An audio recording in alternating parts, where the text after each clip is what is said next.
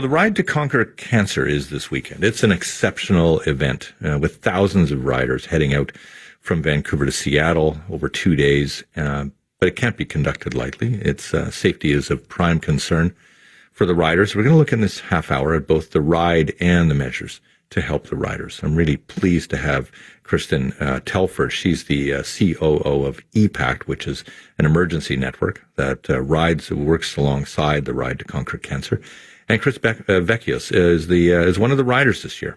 And good to have him here. Both of you, welcome to Roundhouse. Good to have you here. Thanks for having us. Thanks very much. Well, Chris, how do you prepare? Ride your bike, fundraise, and that's the hard part. And then this weekend's the actual easy part. The riding is easy? You get to go ride your bike with your friends, have some fun, enjoy some beverages. It's the easy part. How do I put this delicately? How do you take care of your parts? It's a question you get asked a lot. You wear bike shorts, which have significant amount of padding in them. Not significant enough, my friend. I'm telling you. It's like when I started riding bikes, I wore regular shorts. Oh, I had the epiphany when I put on the cycling shorts, and they just take care of themselves. It's sore, but it's okay. It's okay. By the way, is the course? I'm trying to think. I'm trying to think of the terrain here between here and Seattle. Right, not exactly super flat. It's not super. There's two routes you can take for the BC Ride to Conquer Cancer. There's the regular route, the classic they call it, or the challenge route. The challenge route. So I do the challenge route. Do you? So it's 160 kilometers on day one, and it takes you more inland, basically along farm country, rolling hills, pretty much the entire way. The classic route takes you along the coastline, and then you meet up at the lunch pit stop, which is about 80K or 110K in, and then you finish off the 50K together. Yeah.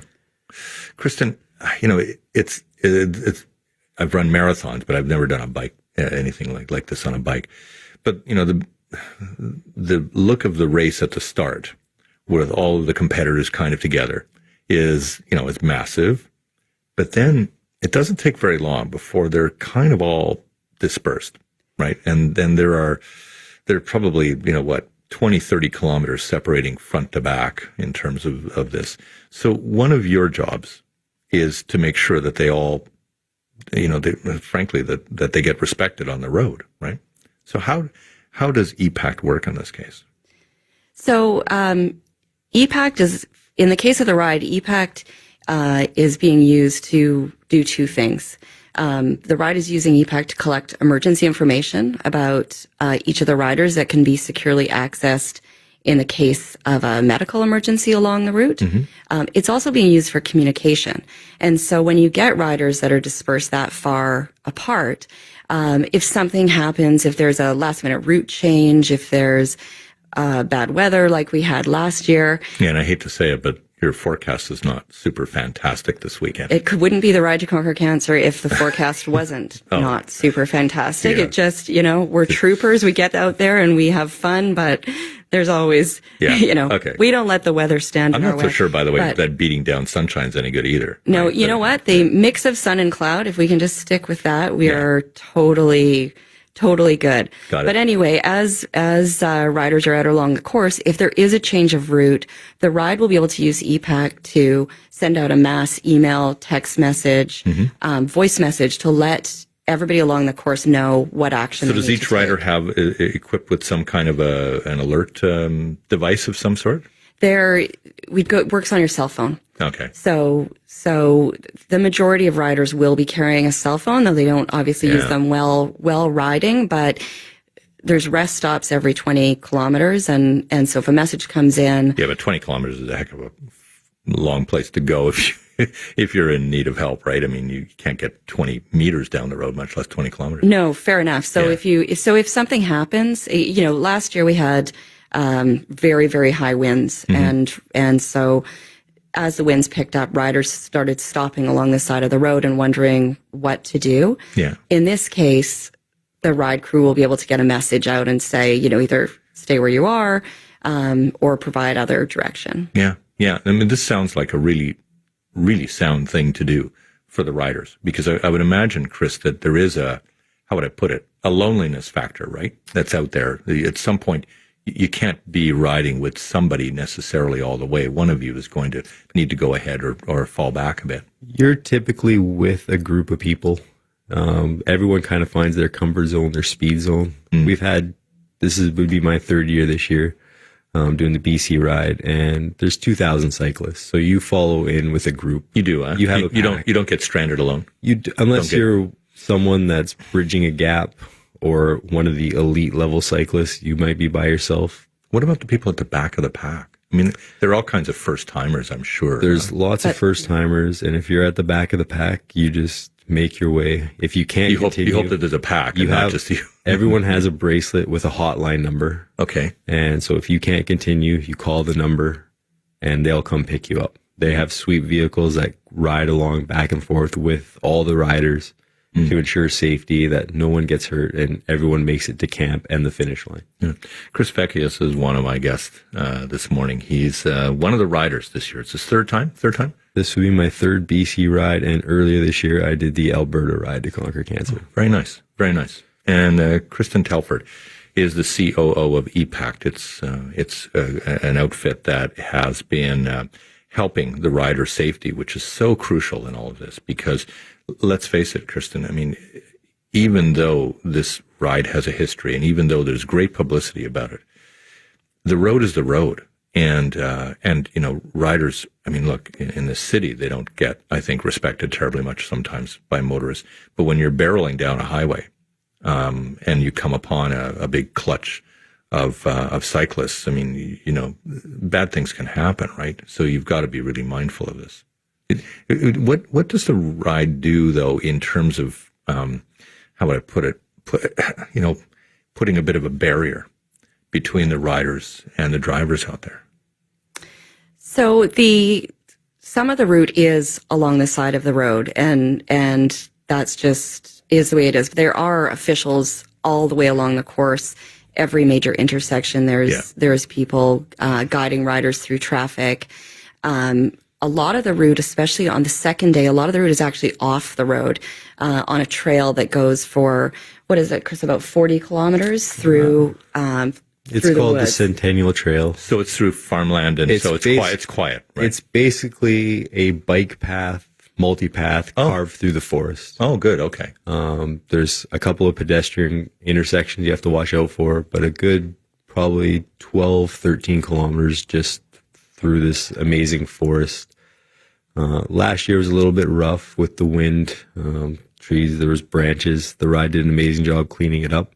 But it's a spectacular route. So that takes you off the road and kind of into more of a cyclist comfort zone.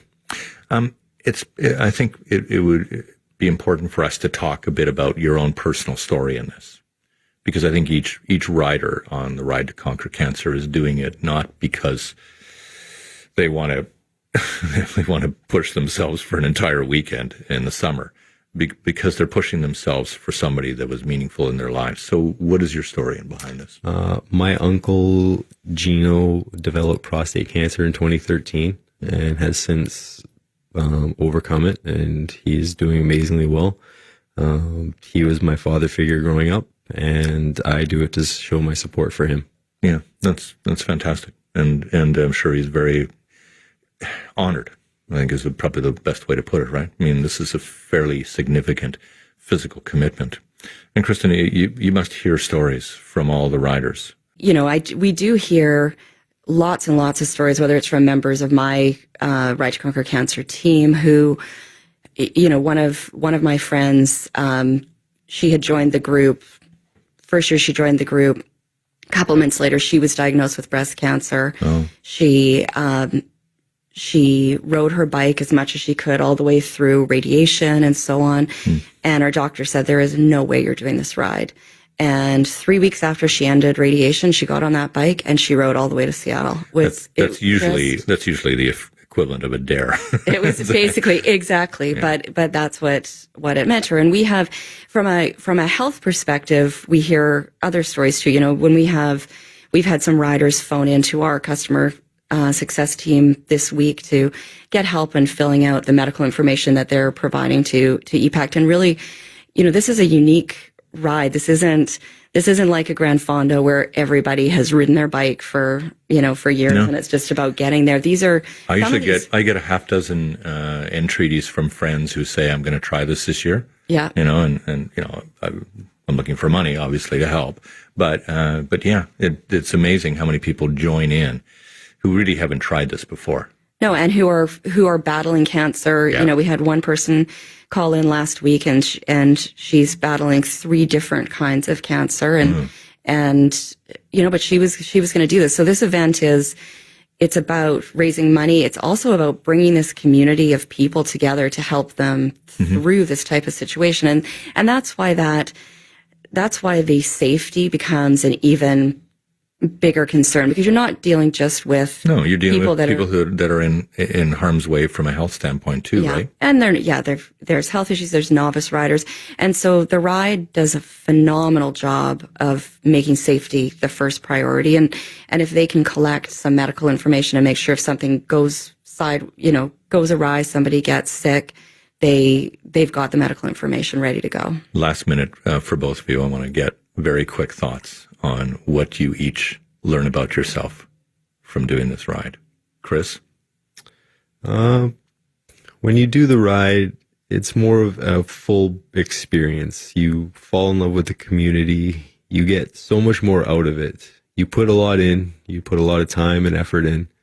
But each one of the cyclists this weekend will get more out of it than they put into it. And that's what I take with me every year. Good. Kristen? Really good thoughts. For me personally, I would echo the same thought. This is about way more than riding.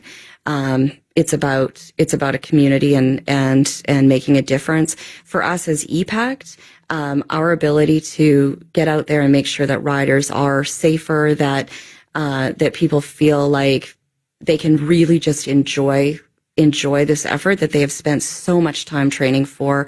We're just so happy to be out there supporting that cause. So what's the good luck thing for riders? I mean, it's not break a leg. What is it? Keep the wheels on, or like what is it that you say to riders to wish them luck? Is there anything? I don't think there's anything. Yeah. Just have a great ride. Well, just ride well, enjoy it. I mean, good for you.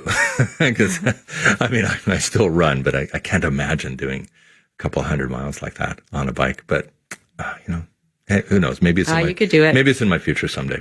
But 2017. 2017. Yeah. Don't dare me. Okay. Bad move on your part. Chris Vekeos and Kirsten Telford. Really nice to have you here. Good luck on the ride. It's this weekend, the Ride to Conquer Cancer. Of course, you can go online and find riders as well to sponsor through all of this. And congratulations on ePACT and making sure that the riders stay safe out there. It's a good gesture.